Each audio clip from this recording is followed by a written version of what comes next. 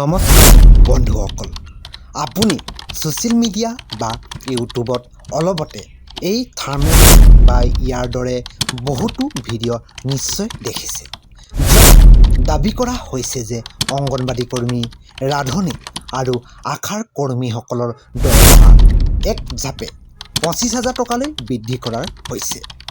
Cabinet বৈঠকত হেনো ডাঙৰ সিদ্ধান্ত লোৱা হৈছে। কিন্তু এই দাবী কিমান সঁচাকৈয়ে আমাৰ গাঁৱে ভূঞে দিন ৰাতি একাকাৰ কৰি কাম কৰাৰ এই তৃণমূল পৰ্যায়ৰ কৰ্মীসকলে প্ৰতিমাহে 25,000 টকাকৈ পাবলৈ ধৰিছেনে? নে এয়া কেৱল মাত্ৰ ভিউজ পাবলৈ কৰা এটা উৰাৰ বাতৰিহে? আজিৰ ভিডিঅ'ত আমি কোনো জল্পনা নকৰাকৈ পোনপটীয়া চৰকাৰী তথ্য আৰু কেবিনেটৰ অফিচিয়েল নটিফিকেশ্যন পৰীক্ষা কৰি ইয়াৰ আচল সত্যটো উন্মোচন কৰিম। কাৰণ সত্যটো আপুনি ভবাতকৈ বহু বেলেগ। কথা দিছোঁ, ভিডিঅ'টোত শেষ হোৱালৈকে আপোনাৰ চকুৰ খোল খাই যাব। প্ৰথমতে আমি বুজিব লাগিব অংগনবাড়ী বা আশাৰ কৰ্মীসকলক চৰকাৰে আনুষ্ঠানিকভাৱে চৰকাৰী কৰ্মচাৰী বা এমপ্লয়ী বুলি গণ্য নকৰে। তেওঁলোকক কোৱা হয় স্বেচ্ছাসেৱী কৰ্মী। সেইবাবে তেওঁলোকে লাভ কৰা টকাটোক দৰমহা নহয়, অৰ্থাৎ মাননি বুলিহে কোৱা হয়। এই মাননিৰ এটা অংশ আহে কেন্দ্ৰীয় চৰকাৰৰ পৰা আৰু বাকী অংশ দিয়ে ৰাজ্য চৰকাৰে। আহক অফিচিয়েল ডাটা চাওঁ। অলপ থমকি ইতিহাসলৈ যাওঁ। 2022-2023 লৈকে অসমত এগৰাকী অংগনবাড়ী কৰ্মীয়ে অতি কম টকা পাইছিল। কিন্তু শেহতীয়াকৈ 2025 চনৰ জুলাই মাহত অসম কেবিনেটে এটা সিদ্ধান্ত লৈছিল। মুখ্যমন্ত্ৰী হিমন্ত বিশ্ব শৰ্মাই ঘোষণা কৰিছিল যে অংগনবাড়ী কৰ্মীসকলৰ ৰাজ্যিক ইনচেণ্টিভ বা ভাত্তাৰ 1,500 টকা আৰু সহায়িকাসকলৰ 750 টকা বৃদ্ধি কৰা হ'ব। ইয়াৰ পিছত তেওঁলোকৰ সৰ্বমুঠ মাননি হ'লগৈ ক্ৰমে প্ৰায় 8,000 টকা আৰু 4,000 টকা। আনহাতে PM পোষণ আঁচনিৰ অধীনত থকা ৰান্ধনীসকলৰ মাননিও বৃদ্ধি কৰি চৰকাৰে মাহিলী 2,000 টকাৰ কৰিছিল। তাৰ মানে বাস্তৱ ক্ষেত্ৰত বৰ্তমান তেওঁলোকৰ উপাৰ্জন 4,000 পৰা 10,000 টকাৰ ভিতৰত। তেনে স্থলত এই 25,000 টকাৰ কথাটো আচলতে ক'ৰ পৰা আহিল? এইটো এটা আমাৰ বাবে প্ৰশ্ন, বহুত ডাঙৰ এটা প্ৰশ্ন। ফেক্ট চেক কৰিলে গম পোৱা যায় যে এই 25,000 টকাৰ অংকটো চৰকাৰে দিয়াৰ দৰমহা একেবাৰে নহয়, বৰঞ্চ এয়া হৈছে অংগনবাড়ী কৰ্মী আৰু আশাৰ কৰ্মী সংগঠনসমূহৰ দীৰ্ঘদিনীয়া দাবী। অসম ৰাজ্যিক অংগনবাড়ী কৰ্মী আৰু সহায়িকাৰ সন্থাই গুৱাহাটীত কেইবাবাৰো তীব্ৰ প্ৰতিবাদ সাব্যস্ত কৰিছে। তেওঁলোকৰ মূল দাবীসমূহ আছিল যে তেওঁলোকক চৰকাৰী কৰ্মচাৰীৰ স্বীকৃতি দিব লাগে। অংগনবাড়ী কৰ্মীসকলক ন্যূনতম দৰমহাৰ অৰ্থাৎ মাননি বা দৰমহা 21,000 পৰা 25,000 টকাৰ মাহিলী দিব লাগে। অৱসৰৰ পিছত এককালীন সাহায্য আৰু পেঞ্চনৰ ব্যৱস্থা কৰিব লাগে বুলি তেওঁলোকে চৰকাৰক দাবী উত্থাপন কৰি আহিছে। ঠিক তেনেকৈ কেন্দ্ৰীয় বাজেটক লৈও তেওঁলোকে ক্ষোভ প্ৰকাশ কৰিছে যে বৰ্ধিত মূল্যস্ফীতি বা বজাৰৰ যি তুলনাত দাম বাঢ়িছে, যি তুলনাত তেওঁলোকৰ মাননি অতি নগণ্য। গতিকে কিছুমান ইউটিউব চেনেলে এই দাবী বা আন্দোলনৰ খবৰটোকে সলনি কৰি চৰকাৰে ঘোষণা কৰিলে বুলি মিছা ক্লিকবেট থাম্বনেইল বনাই আপোনালোকক বিভ্ৰান্তিত কৰে। এয়া হৈছে ফেক নিউজৰ আচল মেকানিজম বা কাৰসাজি।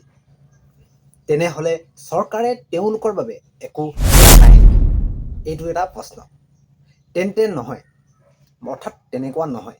অসম চৰকাৰে অলপতে কিছুমান গুৰুত্বপূৰ্ণ কল্যাণকামী পদক্ষেপ লৈছে। যিবোৰ আপুনি জনাটো প্ৰয়োজনীয়। 50% পদ সংৰক্ষণ। আটাইতকৈ ডাঙৰ সিদ্ধান্তটো হ'ল এতিয়াৰে পৰা অংগনবাদী ছুপাৰভাইজাৰৰ পদৰ 50% নিযুক্তি কেৱল অভিজ্ঞতা অংগনবাদী কৰ্মীসকলৰ মাজৰ পৰা পদোন্নতি অৰ্থাৎ প্ৰমোচন যোগে কৰা হ'ব বা প্ৰমোচন পাব।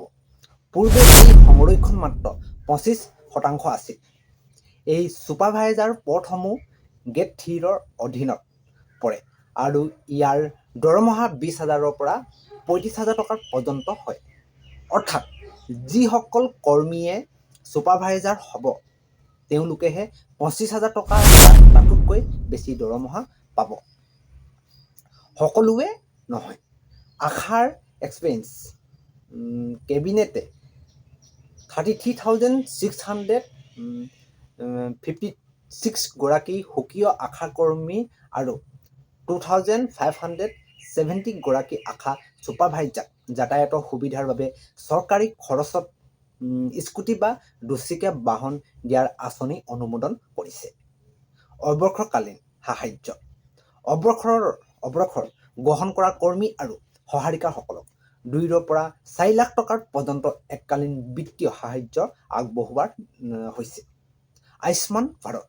ইয়াৰ উপৰিও কেন্দ্ৰীয় আঁচনিৰ জৰিয়তে সকলো অংগনবাদী আৰু আশাৰ কৰ্মীক 5 লাখ টকাৰ বিনামূলীয়া স্বাস্থ্য বীমাৰ আওতালৈ অনা হৈছে। তেনেহ'লে বন্ধুসকল, আজি আমি এই অনুসন্ধানৰ পৰা কি প্ৰমাণিত কৰিলোঁ বা প্ৰমাণিত হ'ল? প্ৰমাণ হ'ল যে সকলো অংগনবাদী আশাকৰ্মী বা ৰান্ধনী দৰমহা পোনপটীয়াকৈ 25,000 টকালৈ বৃদ্ধি হোৱাৰ খবৰটো সম্পূৰ্ণ এটা মিছা। এই 25,000 টকাটো তেওঁলোকৰ এটা দাবীহে আছিল। চৰকাৰে তেওঁলোকৰ ভাত্তাৰ কিছু পৰিমাণে বঢ়াইছে আৰু পদোন্নতি অৰ্থাৎ প্ৰমোচন সুবিধাৰ 50% কৰি দিছে যাতে তেওঁলোকে ছুপাৰভাইজাৰ হৈ 25,000 প্লাছ টকাৰ উপাৰ্জন মাহটোত কৰিব পাৰে। ইউটিউবত ভিউজ বুটলিবলৈ বহুতে এনেধৰণৰ উৰা বাতৰি বিয়পাই দিয়ে। কিন্তু ডিজিটেল যুগত আমাৰ দায়িত্ব হ'ল অন্ধবিশ্বাস বা ক্লিকবেটৰ বলি নহয়, আচল সত্যটো জনা। এই তৃণমূল পৰ্যায়ৰ ভগ্নীসকলে আমাৰ সমাজৰ শিশু আৰু প্ৰসূতি মাতৃসকলৰ বাবে যি ত্যাগ কৰে তাৰ বিনিময়ত তেওঁলোকে নিশ্চয় আৰু উন্নত মাননি পাব লাগে বুলি মই ভাবোঁ। কিন্তু মিছা বাতৰিৰে তেওঁলোকক বিভ্ৰান্ত কৰাটো অনুচিত। যদি আপুনি এই ভিডিঅ'টো তথ্যপূৰ্ণ বুলি ভাবিছে তেন্তে আপোনাৰ চিনাকি অংগনবাদী আৰু আশাৰ কৰ্মী ভগ্নীসকলৰ সৈতে এই ভিডিঅ'টো শ্বেয়াৰ কৰক যাতে তেওঁলোকেও আচল চৰকাৰী সত্যটো জানিব পাৰে।